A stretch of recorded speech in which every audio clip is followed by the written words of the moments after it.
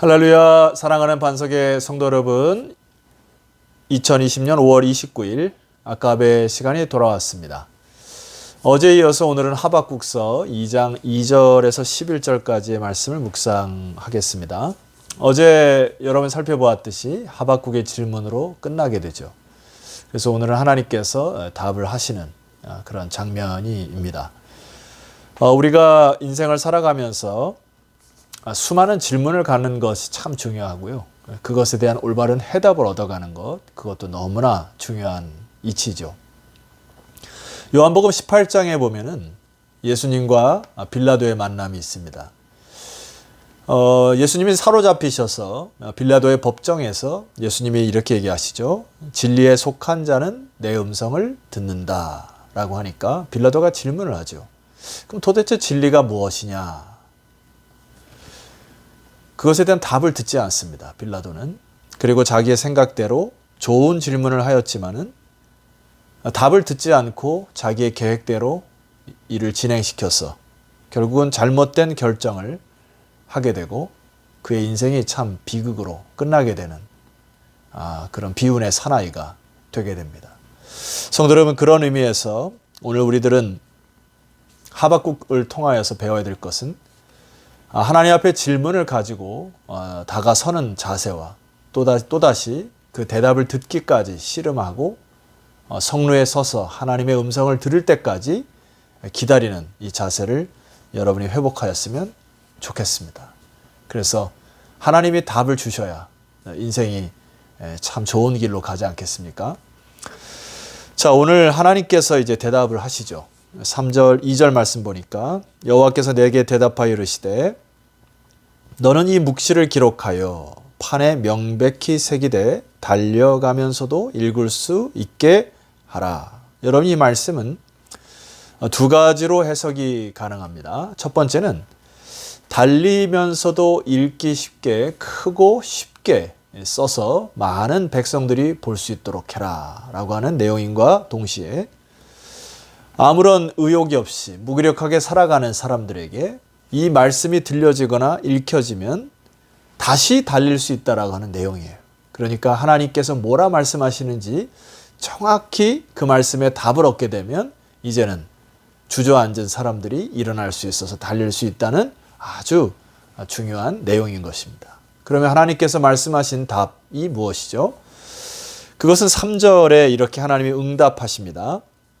이 묵시는 정한 때가 있나니 그 종말이 속히 이르겠고. 하나님의 답이 뭐죠?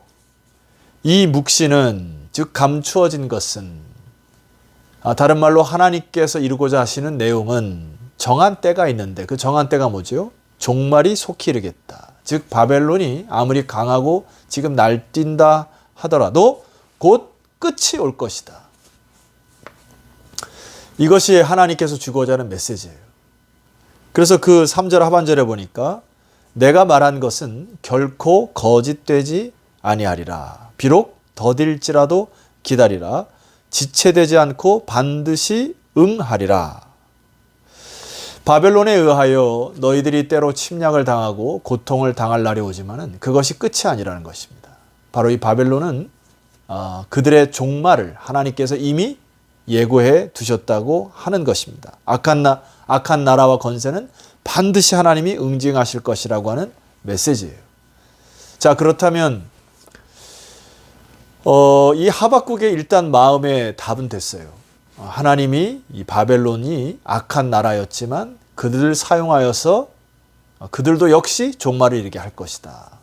그러니 너희들은 기다리라. 자, 하박국의 궁극적인 질문이죠. 도대체 왜 이 악한 나라를 사용하셔서 하나님의 백성들을 치십니까? 이것에 대한 이유가 이제 풀어집니다. 여러분, 우리가 평상시에는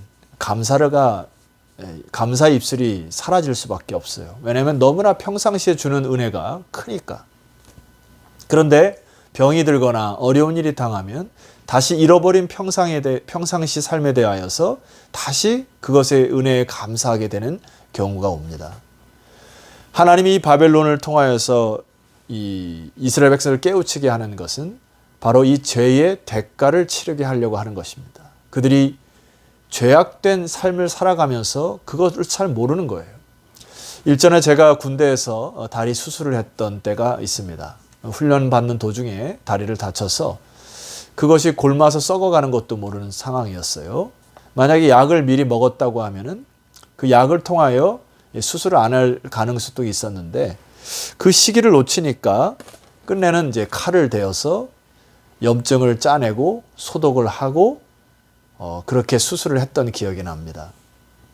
만약에 그 시기도 놓치면 어쩌면 이 봉화지겸이라고 하는 이 상황은 뼈와 살이 썩어 들어가는 병이기 때문에 아마 다리까지 잘라야 하고 심지어는 생명까지 위태로웠던 그런 시기가 옵니다. 성도 여러분, 바로 이 남유다의 상태가 바로 여기까지 간 거예요. 염증이 났는데 그 염증을 모르는 겁니다. 칼을 대기 싫어하는 거예요. 그러나 하나님은 칼을 들어 그 염증을 도려내는 아픔을 통하여 그의 백성들을 살리고자 하는 메시지였습니다. 뿐만 아니라 이 악한 바벨론을 통하여서 그들이 세상적으로 쥐고 있는 권력, 돈, 이런 그 거들먹거리는 자들로 하여금 짓밟히게 함으로 인하여 그들의 마음 속에 항상 이런 상대적인 것이 있지 않습니까? 아, 저렇게 돈이 많았으면 좋겠다. 저런 힘을 가졌으면 좋겠다. 근데 그들의 치부를 다 경험하는 겁니다. 그들의 교만함, 악함으로 인하여 철저히 짓밟히다 보니까 이제는 다시는 저런 악한 상태로 돌아가기 싫어하는 반면 교사로 삼게 되죠. 더 이상 저런 죄의 형태로 가고 싶지도 않고 저런 교만한 상태의 바벨론으로 성공하고 싶은 마음도 싹 사라지는 것을 하나님은 교훈하시는 것입니다. 자, 4절에 보면 이 묵시에 대한 내용이 두 번째 내용이 있습니다. 보라, 그의 마음은 교만하며 그 속에서 정직하지 못하나. 바벨론의 마음은 교만하고 인간의 마음들은 교만하고 숨쉬는 존재들은 다 교만하고 그 속에서 정직하지 못하나. 그러나 하나님과 관계된 오직 의인은 그의 믿음으로 말미암아 살리라. 하나님이 이 묵시의 계시를 허락하시는 것입니다. 결과적으로 이 땅에 우리가 살아가는 방향과 목적은 세상 사람은 교만하게 부정직하게 살아서 성공으로 가지만 오직 의인은 믿음으로 말미암아 살아가는 것. 하나님을 믿는 믿음으로 살아내는 것. 세상적인 기준과 달리 믿음으로 하루하루 살아나가는 것. 그래서 온통 세상에 빼앗긴 시야를 회복하고 하나님을 발견하고 참된 의미와 가치, 기쁨과 행복이 무엇인지를 발견하고 믿음으로 살아가는 것을 하나님이 그의 백성들에게 심겨주고 싶었던 메시지였습니다. 자, 여러분, 세상 사람들이 살아가는 방식이나 악인들이 살아가는 방식에 대해 하나님이 지적하시는 것을 5절 이하에 보면 나타납니다. 자, 5절입니다. 그들의 특징이 나타나 있어요. 그들은 술을 즐기며 거짓되고 교만하며 가만히 있지 아니하고 스올처럼 자기의 욕심을 넓히며 또 그는 사망 같아서 족한 줄을 모르고 자기에게로 여러 나라를 모으며 여러 백성을 모으나니. 계속해서 욕심을 채워가는 인생을 살아가는 악한 사람들을 하나님이 견주시는 겁니다. 술을 즐기고 거짓되고 교만하고 족한 줄을 모르고 계속해서 그의 배를 채워나가는 이 탐욕스러운 악함. 여러분, 그런 사람이 되고 싶습니까? 8절 이하에 보면 또 다른 특징이 있습니다. 네가 여러 나라를 노략하였으므로 그 모든 민족의 남은 자가 너를 노략하리니 이는 내가 사람의 피를 흘렸으며 또 땅과 성읍과 그 안에 모든 주민에게 강포를 행하였음이니라. 참 이 악한 사람들의 특징은 강포와 노략. 어제도 여러분 뉴스를 보셨겠습니다. 미국의 전역에 지금 데모대가 불씨를 일으키는 이유는 4명의 백인 경찰관들이 흑인을 한 사람의 무릎으로 제압하여서 숨을 쉬지 못하고 그 자리에서 죽어버린 사건이 일어났습니다. 참 악하죠. 자, 9절에 보면은 이 세상 사람들 그 살아가는 방식에 독특한 특징이 이렇게 또 묘사를 합니다. 재앙을 피하기 위하여 높은 데 깃들이려 하며 자기 집을 위하여 부당한 이익을 취하는 자에게 화 있을 것이다. 여러분, 오늘날 돈이 많고 권력 있는 사람들의 특징이 뭐죠? 바이러스가 다가오니까 뭐 미국의 정치가들뿐만 아니라 돈 많은 사람들이 하는 짓거리들이 뭐예요? 자기 자가용 비행기를 타고 저기 따뜻한 나라의 별장에 가서 살아갑니다. 몇 날 며칠을 음식을 사재기 하고 비싼 음식을 사재기 해서 그곳으로 피해가요. 한 나라의 대통령은, 미국의 트럼프 대통령은 국민들이 죽어가는데 골프를 치러 돌아다닙니다. 여러분, 참 이것이 좀 아이러니한 부분이 있습니다. 자, 이 구절이 그걸 얘기하는 거예요. 재앙을 피하기 위하여 높은 데 깃들이려 하며, 자기만 살면 된다는 생각이죠. 자기 집을 위하여 부당한 이익을 취하는 자들, 그들에게는 화가 있을 것이다.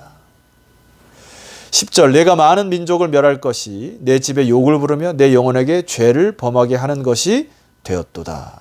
그러나 여러분, 11절에 보니까 이들의 악한 자들의 결과는 어떻게 된다 합니까? 11절에 참 재미나고 우리의 마음에 위안이 되는 말씀이 하나 있습니다. 11절, 담에서 돌이 부르짖고 집에서 들보가 응답하리라. 다시 한번요. 담에서, 벽에서 돌이 부르짖고 집에서 들보, 기둥이 응답하리라. 이게 무슨 말이죠? 길거리에 지나가는 담이 이미 너희들이 하는 말과 행동을 다 기억하듯 백주대낮에 다 드러날 것이라는 겁니다. 집안의 기둥이 여러분이 했던 행함과 언행들이 빠짐없이 다 드러날 것이라는 하나님의 메시지예요. 성도 여러분, 악한 것들을 부러워할 필요가 없습니다. 높은 데 깃들이라고 하는 세상의 부와 명예와 성공을 붙들려고 하는 그들의 부함을 부러워할 이유가 없습니다. 탐욕스럽게 살아가는 인생들의 즐김, 그들의 소유를 부러워할 이유도 없습니다. 그것은 화 있는 것이에요. 오직 의인은 믿음으로 말미암아 사는 것. 하박국이 오늘 하나님의 응답을 통하여 마음 깊숙한 곳에, 그래, 하나님의 자녀들은 이제 믿음으로 하루하루를 살아가는 것이로구나, 이 확신으로 하박국은 답을 얻었습니다. 사랑하는 성도 여러분, 오늘 이 하박국의 심장이 회복되기를 소망합니다. 잠깐 기도드리십시다. 하나님 아버지, 하박국의 질문에 답이 올 때까지 기다렸던 하박국의 자세를 우리 성도들이 회복하게 하여 주옵소서. 끊임없이 삶에 있는 수많은 질문들을 내 스스로 판단하고 결정하는 자들이 아니라 하나님의 응답이 올 때까지 기다리고 하나님의 뜻이 마음 깊숙한 곳에 확답이 될 때까지 인내하는 믿음의 백성들 되게 하셔서 오늘 이 하나님의 응답으로 살아가는 하박국처럼 믿음의 백성들 다 되게 하옵소서. 예수 그리스도 이름으로 기도드렸사옵나이다. 아멘. 자, 사랑하는 성도 여러분, 내일 아침 하박국 2장 마지막 부분과 3장까지 해서 끝내도록 하겠습니다. 내일 다시 뵙도록 하겠습니다.